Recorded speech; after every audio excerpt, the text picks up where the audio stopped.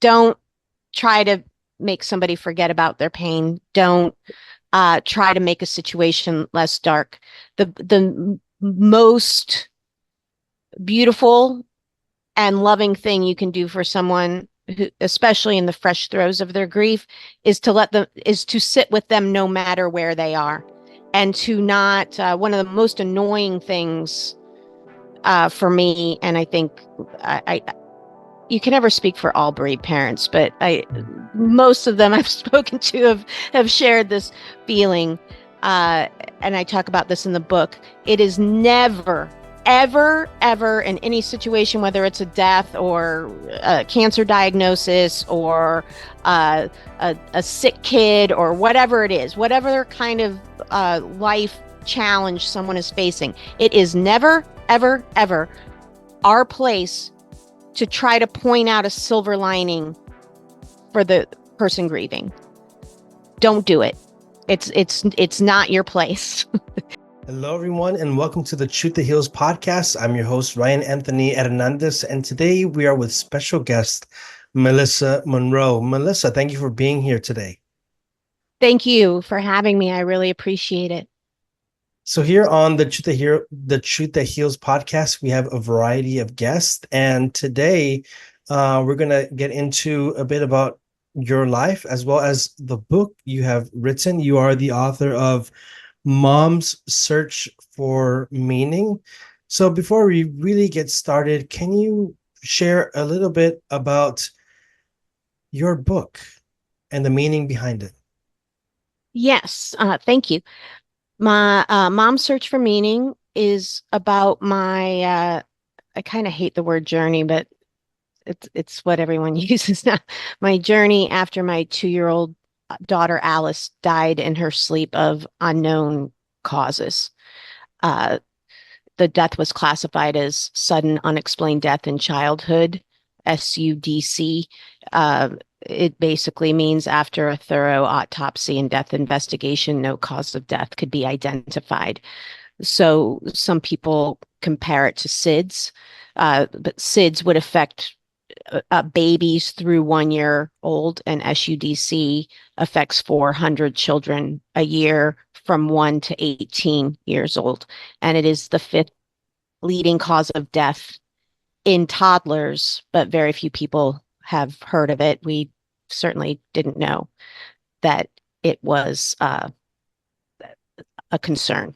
We certainly weren't aware of it. Our doctors had never even heard of it. So awareness is key. And that is one of the reasons I wrote the book, but mostly I wrote because in addition to obvious grief, I was dealing with some the profound trauma of she was fine 1 minute and dead the next for no identifiable cause. I fell into a pit of self-blame, like looking for anything I could have possibly done or not done.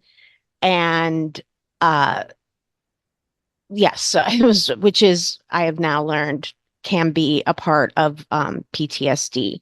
Luckily, one of my best friends who lives in Texas is former military and a federal agent and is well versed in PTSD.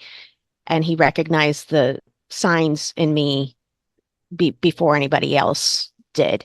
With that knowledge, I was armed with the ability to seek out trauma specific therapy. In Los Angeles, we're lucky to have the Southern California Counseling Center, which is a sliding scale counseling center and the only one in California that offers trauma and resiliency based therapy. There, I did a couple of rounds of EMDR therapy, which really changed my life. And I wanted to make sure that others were aware of that therapy. If somebody would have told me how different I would be after even 8 sessions, even less than that, frankly, I would have laughed at them. I thought I was just going to be a wreck for life. Not that I still don't have hard times. I'm not saying that at all, but the PTSD was debilitating, and I figured I was in for a lifetime of therapy. But it really changed my life. So in Alice's name, I began to fundraise for that organization so that they could train more therapists, so that the therapists could see more people at a sliding scale rate. So the book is really about my feelings and journey of healing after this horrible event in our family and the places where I found meaning, including helping others in my daughter Alice's name. Well, thank you for sharing about Allison. Yeah, Alice, like Alice. Alice in Wonderland. Okay. Thank you for sharing about Alice. And I know you don't like the word, but your journey that you've gone through. What are some things that were challenging upon the death of your child, and how were you able to kind of, besides going through therapy, uh, to kind of heal or to move forward in life without staying in that rut? That's an excellent question. And I think for if there's any other bereaved parents listening to this, you soon discover that part of you feels like you should stay in the rut. Part of it, see, because the rut is the closest, the grief is the closest you are to your alive child. Does that make sense? Like that's the that's what remains of that relationship. And it can feel like a betrayal of your loved one. And I know that people with other types of losses, parents or siblings, or also experience this, but it can feel like a betrayal as you start to heal. And so that's a really important thing to acknowledge. I think that sometimes we are held back from healing because a very big part of us feels like it's a betrayal of our loved one to smile again or be happy again or just live. Survivor's guilt is a very real phenomenon, and um, none of us are none of us are excused from that. It could happen to anyone. So some of the other things I did, I wrote. I started writing right. I started writing right away. I started writing pretty much immediately, and I found that very helpful. One thing that was really difficult for me right after she died was talking. I really was having a difficult time speaking. It was just completely draining to me to speak. And because no one knew what happened, we didn't know what happened. So no one that loved us knew what happened. There was a lot of, people had a lot of questions, and I didn't begrudge them the questions. It was extremely triggering for me to go over and over and over it. So I wrote for my own mental health, and also thinking, I'll write this down, I'll throw it up on a blog. If people want to read it, they can. If they don't want to read it, they don't have to. But this will save me having to explain the same things over and over again. So I wrote. I knew from my job and working with people with mental health challenges and emotional challenges that movement was really important. So I went back to hiking and yoga within like a week after she died. It was really, really difficult to get myself there because I was alternating between being frozen and being hysterical. But it was really help movement of any kind. It really doesn't matter what you do, but I think when you're grieving or dealing with trauma, movement, dancing, throwing a ball back and forth with your kids or your brother or whoever, any kind of movement is really helpful. So I made sure to do that. With the help of my friend who's retired military, we really really focused on my sleep. I had a very difficult time sleeping afterwards, which is completely common after any kind of trauma and in PTSD and in grief, frankly. And then you combine all those, and I was really having trouble sleeping. So we really did everything we could to prioritize my sleep. Um, and I knew I write about this in the book. I promised myself that I would do something for me, for my emotional or spiritual mental health for 1 hour a day. I had another child. My eldest daughter was 4 when this happened, and I'm self-employed, so I had to go right back to work. I had to go back to work 11 days after she died. I wouldn't Mm, recommend that. I was not I did it somehow, but I shouldn't have been driving a car. And when mm, I look back, I know I was still in true shock, and I really probably shouldn't have been driving. That said, I was okay once I was at work and I was able to focus. In some ways, it was a relief to focus on problems that weren't mine for a little bit. Like, oh, you have knee pain. I know exactly what to do. If you listen to me, you'll be better. Oh, you have neck pain. I know exactly what to do. If you listen to me, you'll get better. So in some ways, it was helpful, but and it kept me moving, which is really important. It can be very seductive to take to the bed. But so healing wise, so those were some of the challenges, but I promised myself I would do an hour of something for me, for my mental, emotional, or spiritual health every day, whether it was writing, whether it was going to therapy, hiking, yoga, uh, getting a massage. I think body work, if you are able to afford it or find a low cost place. We're lucky here in Los Angeles. There's lots of low cost places for body work. Body work. Uh, I think I already said therapy, but something for me. Sometimes just a bath. I'm just gonna like get in the bath. I found water very helpful when I was dealing with the fresh trauma. Swimming, I found very helpful. And then when my friends found that out, those that had pools invited me over. Um, so yeah, those are mm. some of the things that I did to So heal. you were saying that you would still go to work at 11 days afterwards, and sometimes, well, while you're helping others deal with their pain, it kind of helped you in a way. Hmm. I don't think you mentioned, I believe you're an acupuncturist. Yes. Hmm. Has that work of being an acupuncturist, has it given you any tools that has helped you on your journey dealing with pain? Because on one hand, you're helping others, but I'm kind of curious, has it helped you? Oh yes, I also received my colleagues and I trade, and I received acupuncture afterwards, and just the training.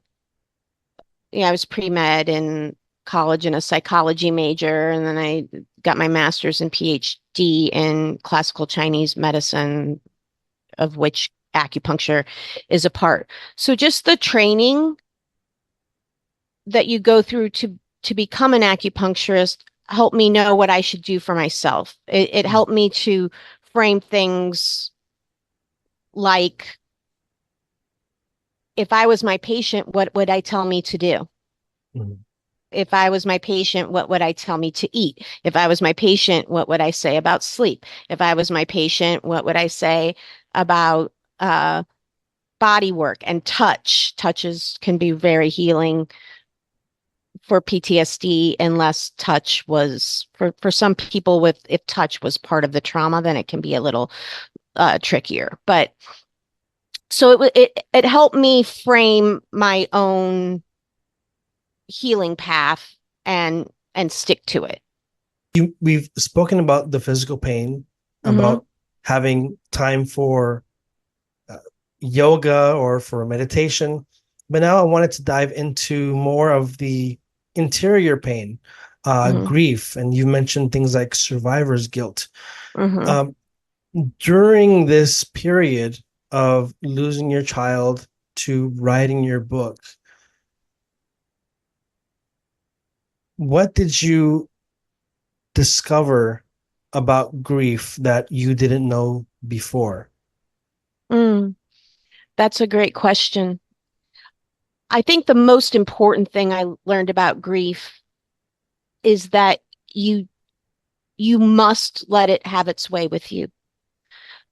I think that where people get stuck in grief or become overwhelmed by grief is because we are sort of programmed to fight it or to try to go around it or to try to freeze it out or to save it for later. This is not a convenient time for my grief. This all of those things make it worse, and all of them make it last longer in my experience, and having spoken to many, many bereaved people both before and after my daughter passed away.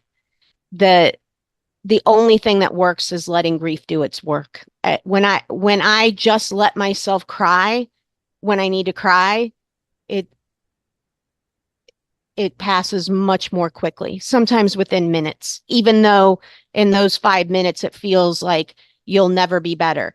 It that this feeling will never go away, that maybe I'll never stop crying, but you do.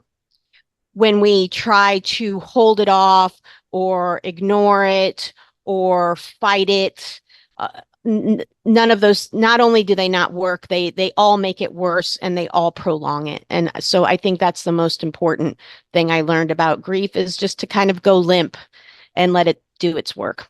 Grief is not bad. We're also programmed to think that grief is bad, or that somehow it's not strong, or all these crazy messages that we get about grief. But nothing could be further than from the truth. Grief is, I write in the book that it's much like, if you lost your arm, people who have lost a limb still feel that. It's called phantom limb. They can still feel the limb sometimes. And grief is like that. My daughter was gone, but I still feel her. But because she was gone, feeling her makes you immediately sad, because you're fighting that. And it just takes practice to let yourself feel the loss, to let yourself mourn the loss. It's Grief is love in the absence of the recipient of the love. Grief, and someone else, I forget who, somebody smart said, grief is love with nowhere to go. There's no physical, my physical daughter isn't here, and but the love remains, and the grief comes from not knowing what to. When she was alive, I could hug her, or pat her head, or give her a juice box, or take her outside to see the stars. I could show her I loved her in so many ways. When she's not here anymore, the love nothing happens to the love. The love is still there, and we don't know what to do with it. And we mourn not having those physical outlets for the love. Does that make sense? Yes, and I find it to be actually quite healing, what you're describing, how uh, many of us, maybe all of us, one day or other will experience loss and Mm-hmm. grief. But I find it to be healing in the words you're saying, because it's many times people fight it. People Mm-hmm. want to go against it, or sometimes they don't want to uh, be or look emotional. They want to hide their feelings and look tough or things like that. But I find it healing how you're mentioning how it's normal or it's natural for a person to feel the need to cry, and instead of fighting it, to allow oneself to do that mourning, and instead of pushing it and keeping it longer, as you've stated. Mm-hmm. So thank you for that. For that's, I think, very good words of wisdom there. Yeah, I think mostly all of us individually and as a culture just need to be told that we have permission to grieve. Mm. Every one of us has permission to grieve. And I find that when I let it out as it comes up, it doesn't come up at inopportune times. You know what I mean? Like when I let myself grieve, when the feelings come up, I don't find myself crying at work or crying because the person at the deli tells me they're out of my favorite sandwich or whatever. It doesn't come out at at odd times as Yeah. much when we just let ourselves feel it as it comes. And sometimes grief is not sadness, sometimes it's anger, and we're really programmed not Mm, to be angry. And yes, we should take care not uh to try as much as possible not to unleash our anger on folks and situations that don't deserve it. But anger is a completely understandable and acceptable reaction to grief as well, and yes. necessary even. And when we are allowed to express those feelings in a safe environment where we aren't going to hurt ourselves and others, we don't hurt ourselves or others as much. And I'm glad you brought that up because there's always a time and place, especially when one is angry. And it's scary when someone receives news of a loss and they get the car keys and they're driving, and Yes. sometimes they're not in the right mind or emotionally, and something bad can happen. But Yes. again, thank you so much for establishing that it's okay to allow oneself to grieve in whatever form, just in a safe environment that isn't going to hurt oneself or others. So Yes. we've gone through a bit of the physical pain, the emotional pain. um More, it's been more personal, but now I want to jump into when it deals with uh social connections. Mm. When you're dealing with a person, a friend, who is trying to maybe console you or trying to maybe help you forget about the pain, because some friends try to do their best to make the situation less dark. But in your experience Can I going through, interrupt you first? sure. Like, don't do that to people. Don't try to make somebody forget about their pain. Don't try to make a situation less dark. The most beautiful and loving thing you can do for someone who, especially in the fresh throes of their grief, is to sit with them no matter where they are, and to not. One of the most annoying things for me, and I think I you can never speak for all bereaved parents, but I Mm. most of them I've spoken to have shared this feeling.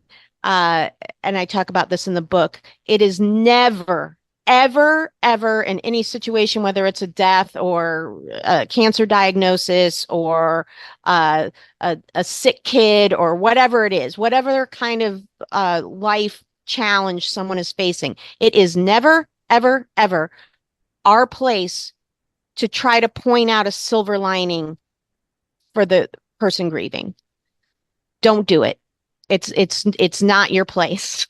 Mm. Take those thoughts and throw them away. The best thing you can do is sit there with the person, no matter where they are, and just let them know I'm here. Like I'm here for whatever you're feeling. However, if you're angry and you're about to go get in your car, I'm gonna gently suggest that we don't go driving Yeah. like this. I'll drive you, and you can yell in the passenger seat. How about that? And Mhm. to offer things that will help that person where they are, and to not try to gloss over it or not try to help them forget it. Bereaved parents, especially, their biggest fear is that they and the people around them are going to forget their child. And so anyone that comes to them trying to get them to the bright side or help them forget, you're going to get tuned out. Mhm. They're not going to see you as a safe place to grieve anymore. Oh, I'm sorry to interrupt you, but No, no, it brought up a really important point. no, that's perfect, because what I'm trying to gather is these people, they think they have good intentions, but Yes. what do you want them to know? And I think you answered that in Okay. perfectly. Yeah. So it's because I think they have that good intention, but they need to know Yeah. what the truth Yeah. is. And sometimes it's give that person that space, that let You don't them. have to say anything, is Yeah. what I tell people. There's no words. People often say there are no words. And I forget his name. He was a celebrity that lost two daughters in a car accident. And he wrote a very poignant piece. I think it was in the New Yorker, or maybe it was the Atlantic, I think, um, about how he hated there are no words. That didn't bother me so much.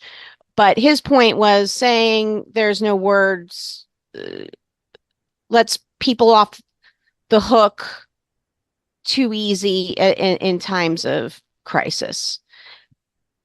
There really are no words. Like there's no, Mhm. and if there are, it it's going to be so dependent on where that person is, that where the bereaved is on that day in that minute. There really are no words. The best thing you can do is be there for them. Notice where they need some help in their life. Like we had neighbors. I couldn't look at the crib that my Mhm. daughter died in. I didn't want to get rid of anything else she ever touched, but I needed the crib to be like burned to the ground. And I in LA, I'm sure you know because you're from here, when people don't want furniture anymore, they put it out on the curb and either 311 comes to get it, or most likely somebody who needs a crib picks it up. And I didn't want we didn't know what happened. I didn't know what happened. And maybe it was the crib's fault. Who we now know that's not true, but in the fresh throes of grief, like I don't want anyone else stumbling up. The crib has to go. Like it sends me immediately into a state, and I don't want it on the curb because if there's something wrong with the crib, I don't think there is because my older daughter's 4 and slept in it. Mhm. You know, it's probably fine, but I don't want it on the curb for someone to pick up if there is something wrong with it. So my friend heard these concerns and she said, I'll take it to the dump for you. And she came and picked it up and got rid of the crib. And I said, I never know. I don't even want to know what happened to the crib. And she never told me. Another friend, because we had literally hundreds and hundreds of people coming through our house for 4 or 5 days, there was so much trash that it wouldn't fit in our trash cans, and then the raccoons were coming, and Mhm. um, we had a real trash problem. And another friend noticed, and without saying a word, said, I noticed there's not enough trash cans for the trash. So they loaded it up and took it to the dump. Like just noticing what someone else went to move my car on a street cleaning day and they said, oh, I noticed your oil change light came on. So we took your car for the oil change because you're probably not good. Like you shouldn't have to deal with with that 4 days after your daughter died. So the people who kind of were there so that they could see what issues we were facing on that given day during that given hour and just like rolled their sleeves up and helped us, that was really some of the best gifts and some of the best support that I'll remember forever, feeling so supported. And it spared me having to organize the Mhm. help when at a time where my brain was totally broken. I couldn't organize anything. No, I'm glad you brought that up about your neighbors and friends helping out, pitching Mhm. in, um, because I think, and I've experienced some grief, not so much in my life. I'm still quite young, and I know it'll come. But I've experienced where there are some friends who are there to, oh, we'll bring the food, so you don't have to worry about the guests, like for the funeral or things like that, or we'll Mhm. arrange, we'll clean. Mhm. But then there are some, like I mentioned earlier, they have good intentions, but they also need to hear a little bit of truth. They just want to give a sermon, and I don't want to hear a sermon. Mm-mm. In my It's book, just, I'll tell you how I handled that. I oh smiled, hugged them, yes. and walked away. That's my method. Smile, thank you, hug them, walk away. That's how I handled that and still do. The You don't have to listen to anyone's sermon, and you don't have to feel bad about not wanting to. Mm, And even the most religious, no matter what your religion is, even the most deeply religious people are going to have their faith shattered by the loss of it, or challenged at the very least by the death of a child, and they get to do that. They get to have that conversation with their God. They're mm, allowed to, yeah. and it's none of our business. um, so I smile, hug them, and And walk walk away. away. That's and walk away to the next to the whoever's next. Um, and I would say, just like it's not our place to find a silver lining, it's not our place to proselytize Mm, to anyone. One, I write about this in the book also. I really had a problem with people. There was a few people that said, it's okay, she's an angel now. And I was just like, well, first of all, it's not okay. mm, My 2-year-old died in her sleep for no reason. That's not okay. And secondly, if your God is who you say your God is, he can make his own angel. He doesn't need to smite my 2-year-old to mm, make an angel.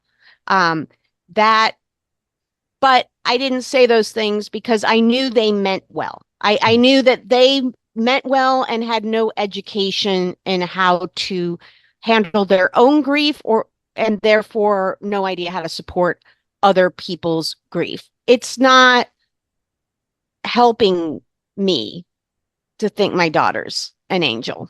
Like that doesn't I that said, that sentiment no 11 years later does not annoy me to the level that it did right after. But when the child's only been gone 24 or 48 hours, telling someone it's okay, your child's an angel now, it's not helpful. Even if it's true, it's not helpful. mm. Uh, what's that saying? Like before you say something, it should go through three gates. Is it true? Is it helpful? I forget. I'll find it, and then you Okay. can put it in the show notes. Okay, I'll do Um, that. but yes, it wasn't. Even if it was true, or even if it is true, it's not helpful. And someone who's in a vulnerable state, it's never okay to push your beliefs on them at that time. It's not okay, even if you think you're right, even if you've been told that your God says it's your responsibility. It's not about you in that moment. It's about that person, and a good friend is just going to sit there with you in whatever state you're in, notice and just notice what can be done to be supportive. Yes, and the name of this podcast is The Truth That Heals. But Mm-hmm. there is a two-word sermon that I've always hated. I call it a sermon. It's just two words, but I find it to be the opposite of the truth that heals. I find this two-word sermon to be like the lie that wounds, or I don't know, but it's the exact opposite. And the two-word sermon I always hear is time heals. Um, Mm. what are your thoughts on that? I mean, it's for me personally, I The feel same as the angel. It's probably true, but it's not helpful. Right. It's not that Mhm. helpful. That said, regardless of what anyone thinks about Joe Biden politically, he gave an address to the families of fallen soldiers, and he gave some of the best and fairest advice I'd ever heard. As advice is I'm lukewarm on advice Mhm. to bring people in the first place. But he said when he lost his young daughter and first wife in a car accident a couple days before Christmas, and the two boys, Bo and Hunter, were severely injured.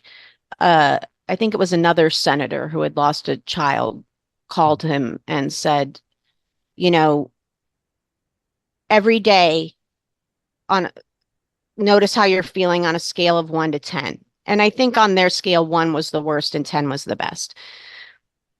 He said, you will notice that you will have less ones as time goes by, but you will always have ones. And I just thought that was true and fair and helpful because unlike time heals, it, it was giving it gives some hope that maybe not every minute of every day is going to feel as crappy as it does right now.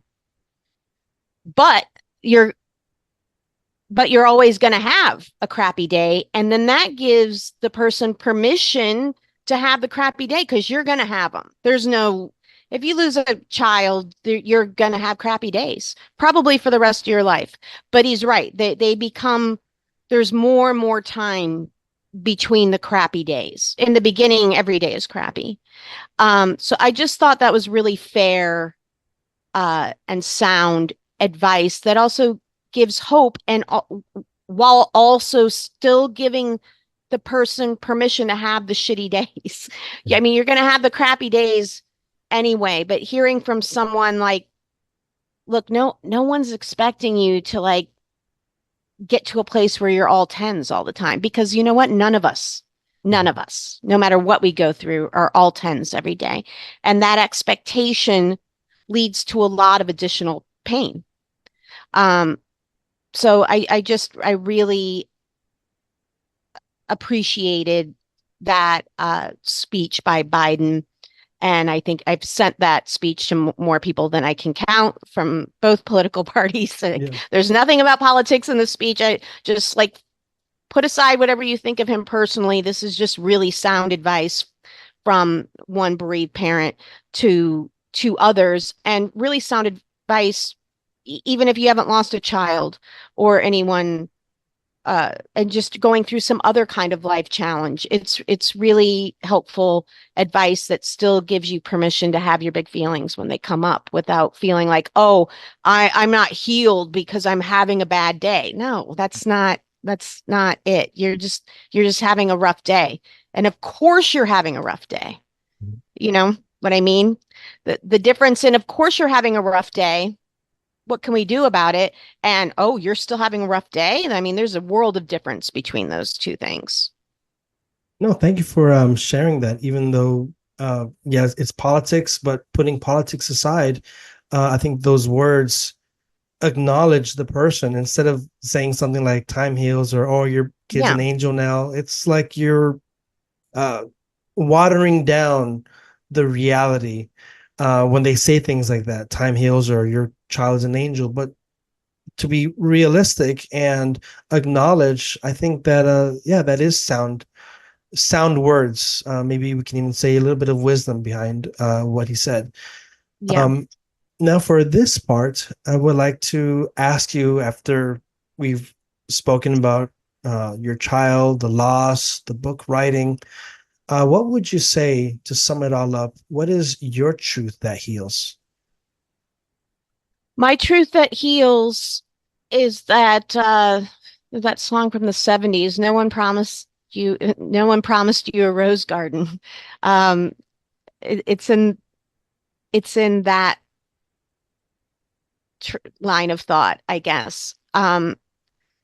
We often complicate our own grief or our own challenges with the expectation that we should be better, we should feel better. If I'm mourning, I'm not grateful somehow. You can be grateful and still mourn. And a gratitude practice is important for everyone. I think. I think it helps, but it's not going to cure grief. Gratitude is not going to bring my daughter back. It's not going to mend the hole in my heart that she's gone and didn't get to live a full life, and that I will never know what she would grow up to be. Like, it's not going to fix any of that, though it's important. But no one promises us a rose garden. Like, not it takes away the pressure of thinking that we have to be a 10 out of 10 all the time. We're not, no one is going to be a 10 out of 10 all the time. Lends to toxic positivity.